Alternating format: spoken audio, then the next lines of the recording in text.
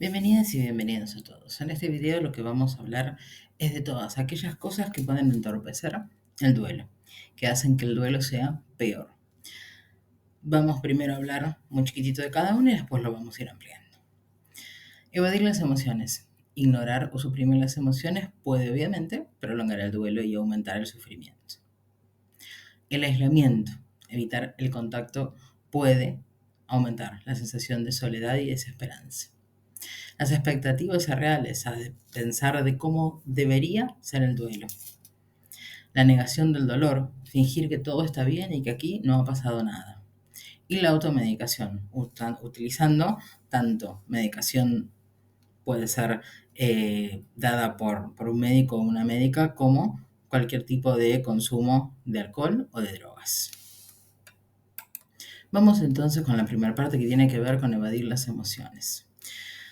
Ignorar o evadir las emociones lo que hace es que se aumente y se extienda el duelo y pasemos del dolor y aumentemos el sufrimiento. El sufrimiento que es propio de las personas, propio del ser humano, tiene que ver con el lenguaje. El dolor es aquellas cosas que ocurren que nos generan malestar, que nos hacen daño y que no podemos evitar, como la muerte. El sufrimiento es ese plus que le ponemos como la culpa, debería haber hecho esto porque ese día me fui y no le hice tal comentario o debería haber estado más presente. Todas esas ideas, esos ojalás que se nos ocurren cuando una persona fallece. Cuando yo resisto a atravesar las emociones, básicamente lo que hago es aumentar el sufrimiento. El dolor más resistencia equivale a esto. Evadir las emociones, que puede ser, por ejemplo, a través del consumo, lo que va a hacer es que no se sientan ahora, es decir, funciona solo a corto plazo, pero a largo plazo van a volver a aparecer, porque eso sigue estando ahí, no desaparecen. También se puede acumular el estrés, y entonces la recuperación emocional va a ser cada vez más difícil. Estar con las emociones es lo que hace que el duelo se elabore. Interferir, obviamente, que lo puede complicar. Cuanto más resistencia hay a las emociones, más sufrimiento aparece. Obviamente que muchas no son agradables de atravesar, pero si no lo hacemos es peor. Después tenemos el aislamiento, que implica un montón de emociones displacenteras en el duelo, y a veces aislarse hace que se aumenten, porque el duelo, además de ser un proceso individual, también es un proceso social. A veces vivir el duelo solo o sola hace que se sienta peor, porque el apoyo social puede ayudar a reconfigurar el sistema. También hay gente que se aislará voluntariamente porque cree que otras personas no la van o no lo van a comprender. Puede llevar a sentir soledad como una sensación de desconexión con el mundo, desesperanza y desamparo que puede derivar en una depresión, y pueden aumentar las posibilidades de trastorno de estrés postraumático, trastornos de ansiedad generalizada y episodios de depresión mayor. Por eso es importante el apoyo social. Eso no significa estar todo el tiempo con gente. Hay gente que necesita estar un poco más sola, pero sí evitar el aislamiento constante y prolongado y generalizado. Las expectativas reales en general se producen por muy mala información que aparecen en las redes sociales, los medios de comunicación, que dan todas las personas que no tienen capacitación ni formación en duelo, pero opinan.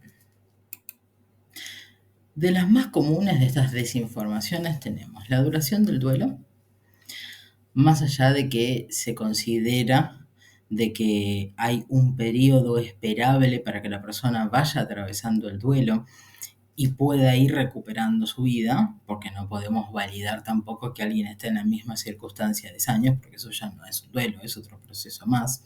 Me refiero como 10 años en el sentido de se está igual que en el primer momento, no que uno se angustie o llore porque recuerda a alguien querido. Me refiero a la cristalización de la primera etapa.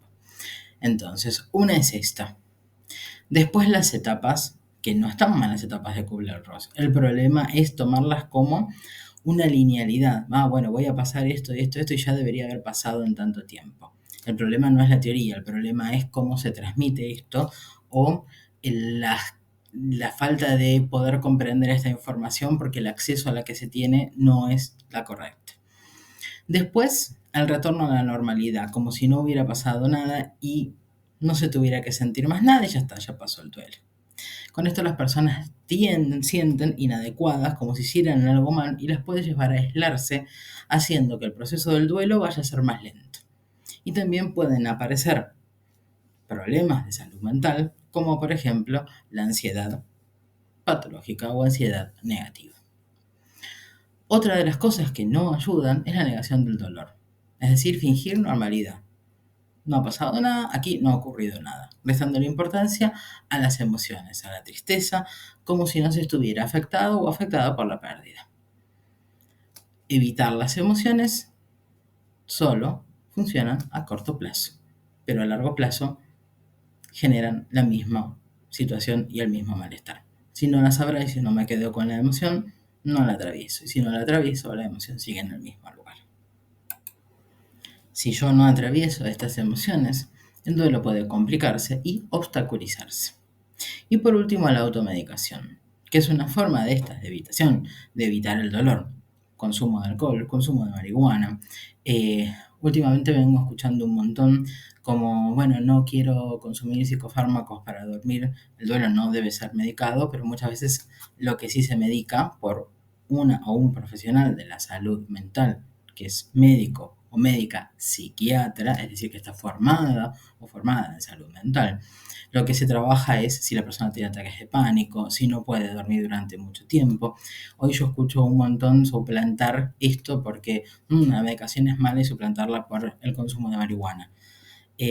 No, eso no es una conducta saludable, eso es una conducta igual de negativa que si alguien consume benzodiazepinas por propia cuenta o toma lo que le parece o pide recetas o consigue la medicación de una tercera persona. Todas esas son conductas evitativas que funcionan para, sí, claro, se alivia el dolor, pero a corto plazo. Y a largo plazo, no solo tenemos el problema de que se taparon esas emociones, sino de que podemos terminar teniendo una adicción.